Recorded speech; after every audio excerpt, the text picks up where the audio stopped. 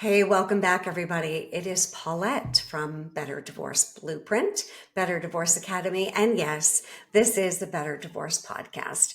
And today, like no other, I am interviewing an expert in their field that will help you get through the darkest times and create the brightest moments in your life.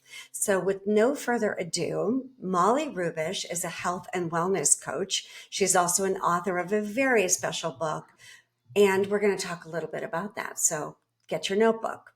She's also a blogger and a life coach, a grief advocate, and lots of expertise regarding blended families and helping parents thrive through difficult moments with loss. Molly uses her life experiences such as job loss, divorce, never heard of it, not sure what that is. We'll talk about that. Blending families and childhood grief to support parents through some of life's most challenging times. So, welcome to the show, Molly. Such a pleasure to have you. Thank you. I'm so excited to be here. You are from the Midwest, I guess. Is that what we'd call it? Sort of. Yeah.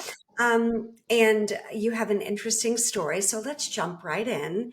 Tell us why you decided to do this work with grief advocacy and life coaching. It's a story. Go ahead and share. Yeah. It's life takes interesting turns and kind of walks you down a path that you're like, oh, okay, this is where I'm supposed to be. In 2017, I went through a divorce from my husband, and my kids were too young in elementary school. They were 7 and 10 at the time. And it was really hard, as your listeners and divorce is something that none of us sign up for, but there I was faced with it. And through my journey, I was able to find love again, and I got remarried. I was given the opportunity to blend with two beautiful little boys. And not long after we were together, their mother died, their biological mother died. And so I was here a new mom of these boys and raising them through their childhood grief while we were blending our family. And so we continued to on that journey. And then about 2 years ago, my father died. So it really turned my whole life in this. Year after year, we had adversity, we had grief, we had divorce, we had loss. And I decided I'm going to leave corporate America. And I was in sales and I was in some busy roles. And I decided that I was going to take time to just grieve and be home and really love and support our family. And during that time, I decided to write a children's book. And it's titled Is Heaven Farther Than the North Pole? And it's just a book about two kids on a quest to find heaven after their mom dies. And we dedicated that to my stepson's biological mom, April. And that turned me into getting certified in coaching and really building this beautiful coaching program that supports and loves men and women through some of most life's most difficult times. And we don't sign up for any of these things, but with the right support and the right love and work on ourselves, we can thrive no matter what life throws at us. Mm. Well, I do want to mention something here before we get into the book and that way of honoring and explaining loss to a young child. But did everyone notice that she got remarried? And I say this to many of my couples or couples that I'm working with in mediation, because naturally it will come up with the parenting plan about introducing a new romantic relationship to the other partner. I'm sorry, to the other partner and to the children. And at what point is that, I don't know, we want to call it appropriate, but agreed upon with the parties, right? But everybody listen up. I got remarried. Molly got remarried. And 85% of divorcees remarry within 5 years. Now, that does mean that 15% do not.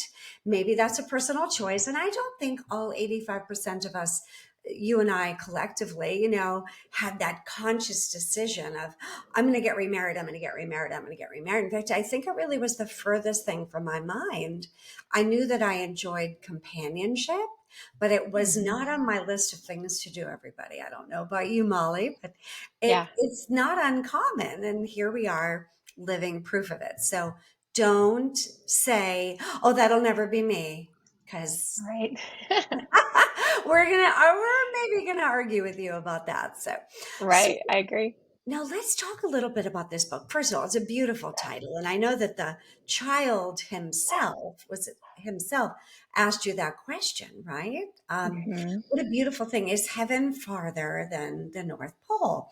And what a beautiful way to honor and pay tribute to their mom after their loss, and also a way to explain that, because it's such a hard thing to explain to children. Loss, divorce, grief isn't an easy thing to explain as an adult, Right. right? It's so Exactly. hard to process grief and pain. I have a client who today has made the decision to leave her marriage at this Mhm. afternoon, and most of the conversation we had before Molly and I recorded this was about feeling the feelings of that, is being okay with the grief and the loss and acknowledging that, because it's those people that I worry about more than not, who have a stoic, everything's great, I'm fine, I'm great, everything's okay, I've been preparing for this and I'm going to be fine. And and then I go, this could be a problem.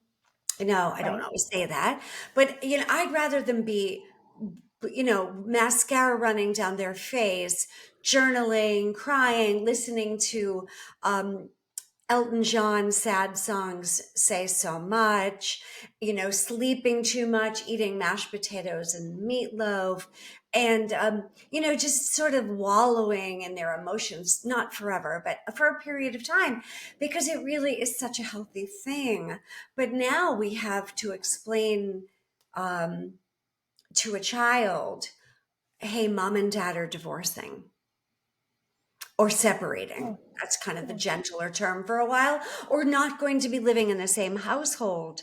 And at what point is that too much information? But how do you then, when you get asked that question, Molly, how do you explain it?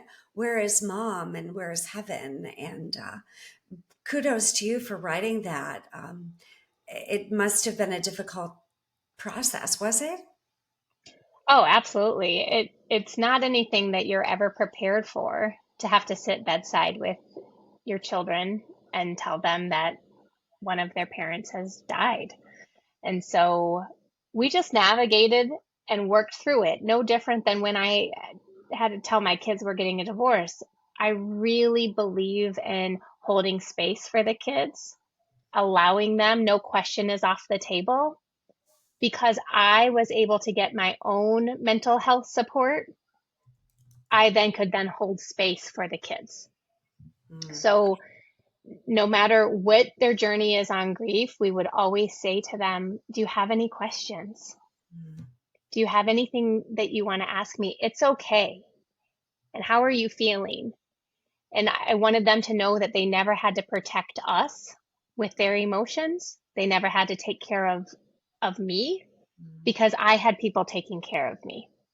And so I firmly believe that the more we can do to help ourselves, the more we can give our kids permission to be angry, like you said, the tears crying, the the emotion, the frustration, the fear, whether it's actual in death or it's grieving a divorce, or mom or dad moving out.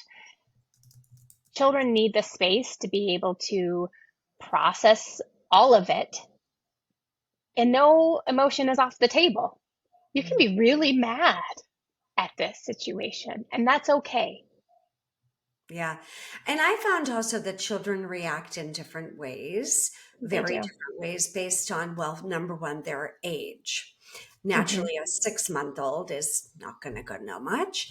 Even 18 months might Mm, what is it? I'm going to say three, where they start to, maybe four, where they really comprehend. And age is in everything, their personality, Right. their demeanor, their extrovertness, introvertness overall will Hmm. determine whether they express it immediately or they need to go to their room and process it for an hour, a day, a week, a month, a year. All children are a little different. And also, are both parents present? And are the parents still communicating with respect and kindness to one another? You know, if there's door slamming and swearing and other inappropriate actions, maybe the kids are going to be a little like, phew, glad that's over with, versus Hmm. confusion with, but you guys are still eating dinner together and going on vacations and sleeping in the same bed. And Yeah. that's so confusing to a child when they see that mom and dad are still acting as if they're married, but yet they're telling us that they're going to separate, or Yeah. it's so confusing. So as a professional here, how do you advise people to have that difficult conversation, telling the children to decide to divorce? Well, I believe, like you said, a lot is going to vary based on the child and the child's needs. So I've had some people ask me, like, I don't know what to say. What should I say? And we work more about them trusting themselves. You, as a mother, or you as a father, know your children better than anybody. So I could give you a list of these things to say, but that not may not work for your kids. I do believe in open and honest conversation. I believe in um, trying to not sugarcoat it too much, trying to give some clarity, like we are getting a divorce. That does mean that mom and dad will be living in a different home. But what that means for you is you will still have a bed in both your homes. You will still have your clothes. You will still see me. I will still be available. What concerns do you have? What makes you scared about this? And help them process it. When we try to sugarcoat things, either in divorce or in grief and death, it really muddies the water, and kids can't get a clear understanding of the concept. So I think it's really fair to use language that they understand, but in transparency. Mm. Yeah, I always and take the advice of Rosalind Sadaka, who started the Child Centered Divorce Foundation. And she always gives 6 tips or 6 things to say. So, not that I thought we'd have this conversation, but I always like to go with it. Number one is mom and dad will always be your mom and dad, right? It does not change the fact that I will always be your mom and I will always be your dad, right? There's that Yeah. statement. Even if there is, new parties coming in down the road, doesn't change the fact that mom and dad will always be your mom and dad. Number two is this is not your fault. You did not cause this, and there's nothing that you're not to blame for any of this, right? It had nothing Right. to do with doing your homework or making your bed or, Yeah. having an Yeah. argument or, because many children feel as if they could have fixed it.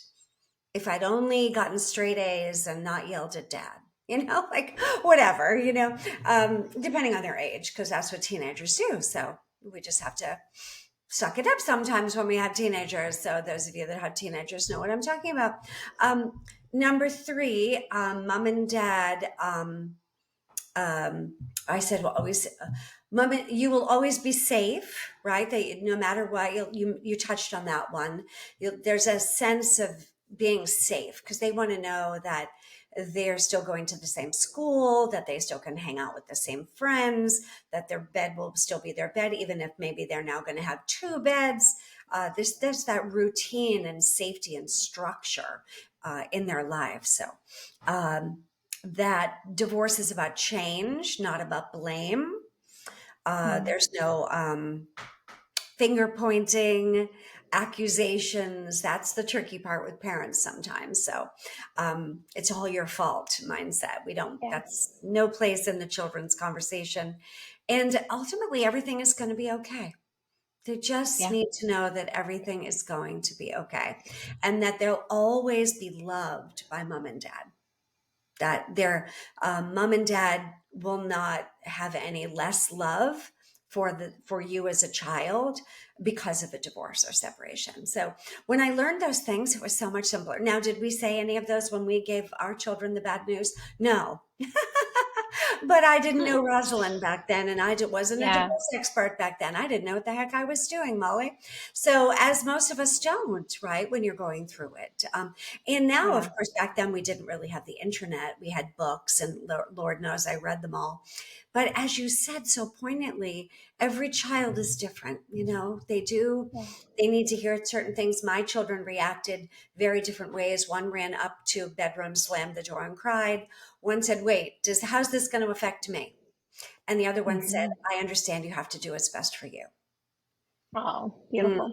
How's that for three different responses? So, yeah. Yeah. Well, my daughter asked me, well, I have two lunch boxes. So it just shows the simplicity of their minds. Yes, And so, yes. like, those points are beautiful. What is so important though, you can make those statements when you're telling the kid and the children that you're getting a divorce, but those have to then continue on po- during the divorce and post divorce and in the co-parenting. So they may not remember what you said, but they will remember how you made them feel, and making sure that they are never felt like they are a burden or that this is their fault or that parents are pitting each other. So those six things are amazing, but then they have to be played out in every single aspect. And I Mhm. almost have that be like the pillar of how our divorce is going to happen, and run through that filter of like, are we making sure that they are safe? They are loved, that we are not, it is not their fault. Yeah. So we've got to play it out. Yeah. And if you mess up because you're human and join the race and we For all sure. make mistakes and join the club, you own it and you apologize and you explain Yes. that what was said or done was inappropriate. And you can even use the word wrong.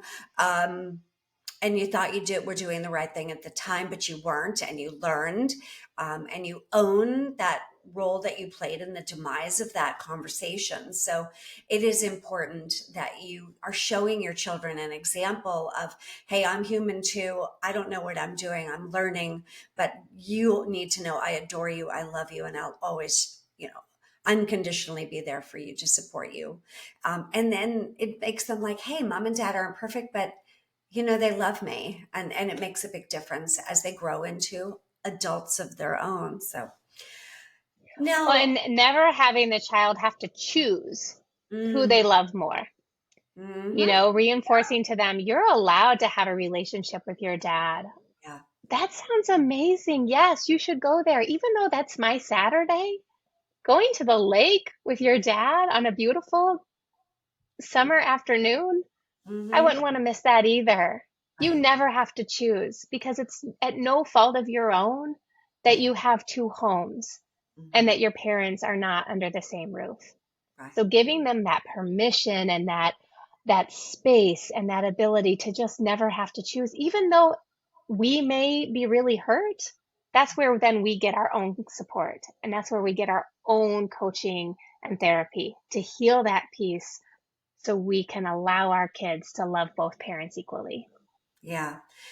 It also is more difficult time, I think, for the parent than the child when they're with the other parent, where they feel like, oh, I'm going to miss them so much. And yes, you Yeah. are, but don't Hmm. tell them that, like make them feel bad about it, because that Right. starts to make them feel like, well, I have to be with dad all the time because I don't want him to feel bad.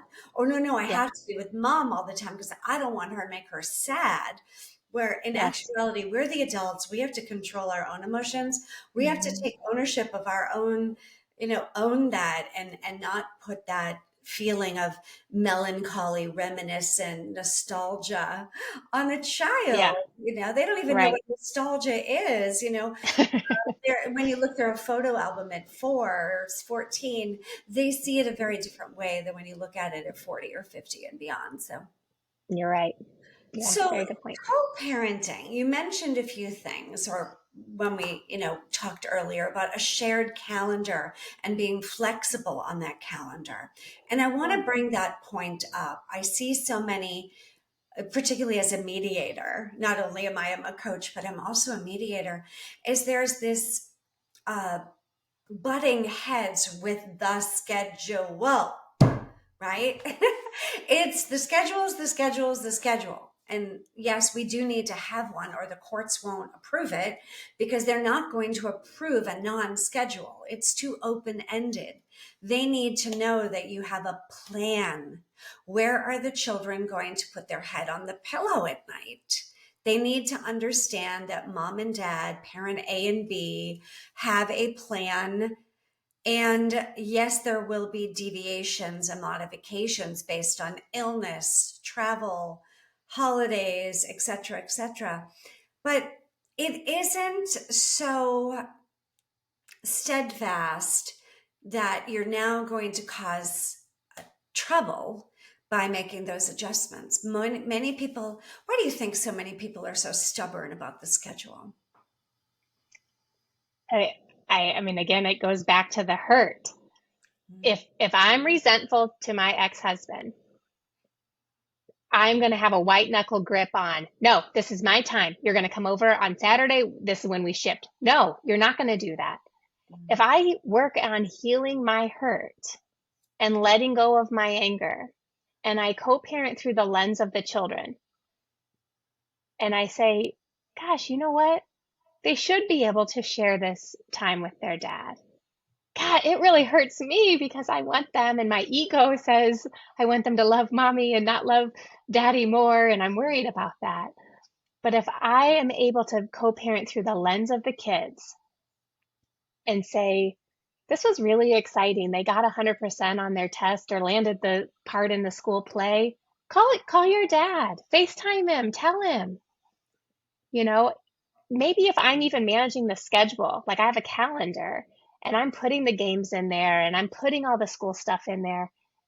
Yeah, you could argue I shouldn't have to keep doing this for them. You're doing it for your kids. Mhm.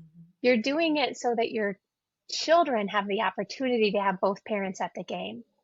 If you can let go of your hurt and you can sit near your ex during the basketball game, and so your other kids don't have to choose who they sit by, put your differences down. Now, I know not in every scenario, some are very high conflict, but when we work on ourselves and we can heal our hurt, we can show up as the parent, not the ex wife, not the angry partner, not the hurt individual, but as the parent for this child.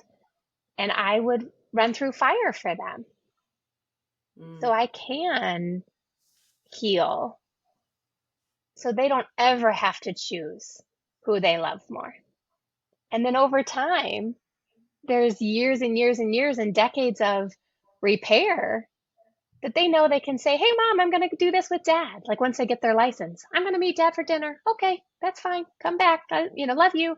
And it's like they're comfortable to do that because they don't have to guard my heart. Mm. Yeah. It's a hard concept to grasp, and not only to conceptualize, but to live. The commitment to separating emotionally from being in the same household, house A and house B, where we go from the role of parenting, where we do it together in the same house, to co parenting. Hopefully, we're doing that even though it's under two separate roofs. We're doing it collectively together for the betterment of the children. Now, as you Yeah. mentioned, not everybody can do that. So we start rolling into the parallel parenting model where house A has their set of rules and house B has their set of rules. And they're not going to be hugely different, but is bedtime at 7:30 in one house and 9 at the other? I don't know that the child will be Yeah. harmed because they have a different bedtime.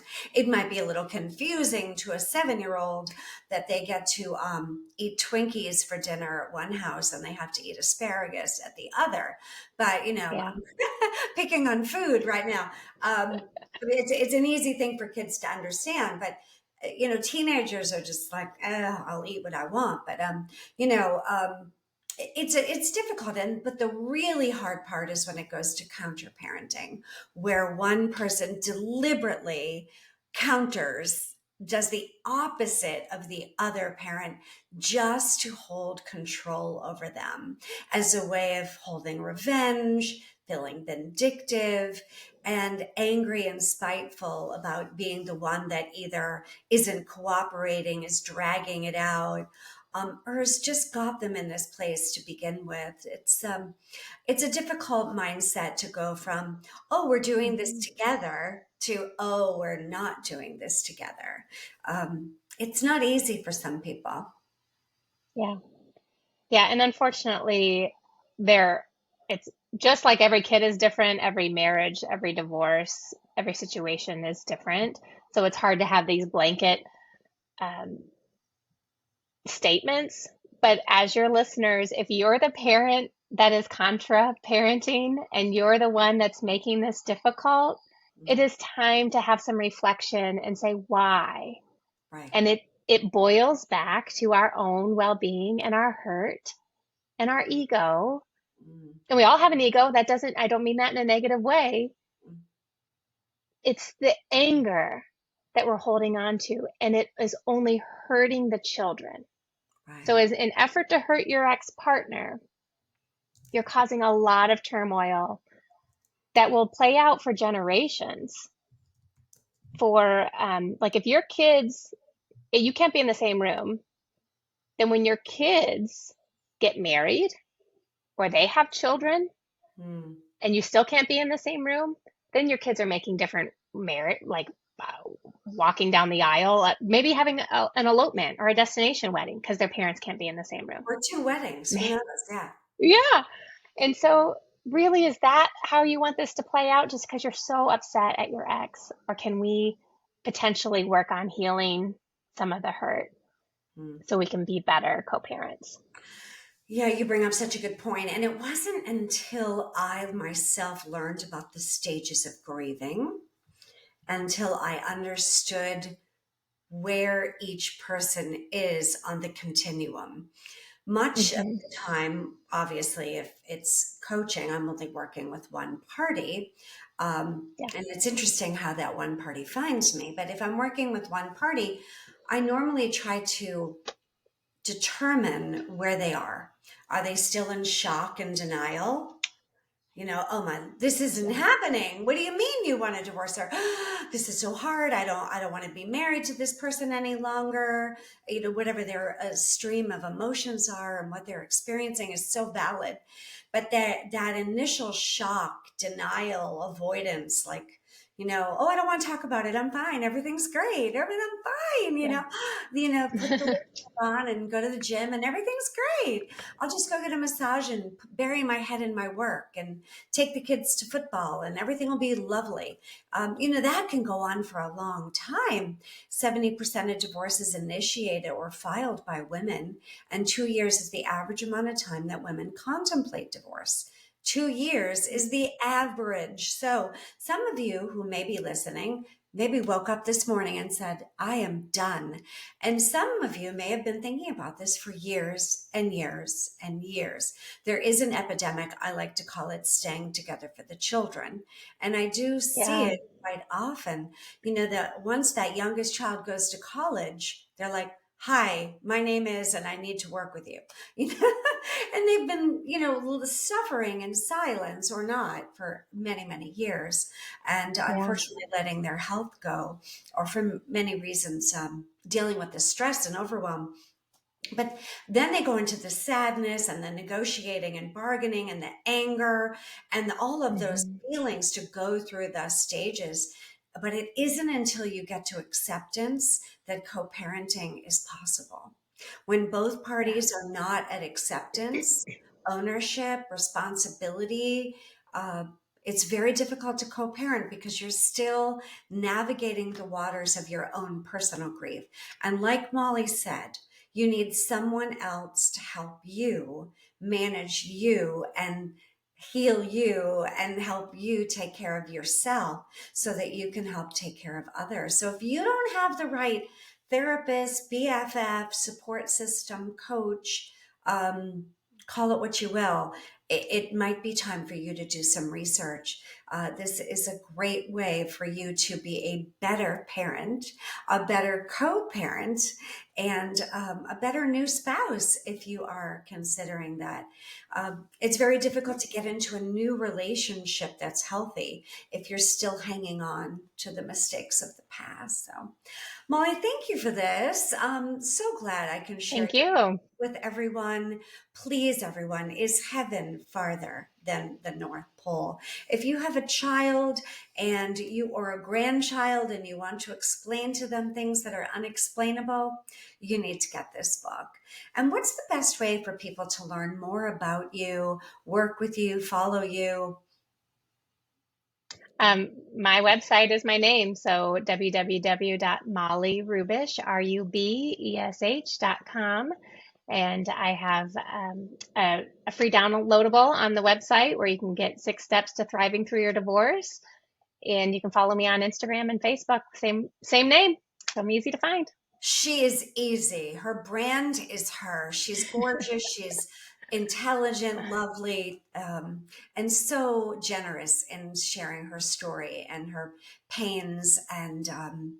traumas and to bringing others to a place of healing. It is so essential that you commit to this work. It will be a better experience for you if you do it. So thank you, Molly. Thank you, everyone. And to having a better day, a better life, and a better experience. I'll see you next time. Make it better. Thank you.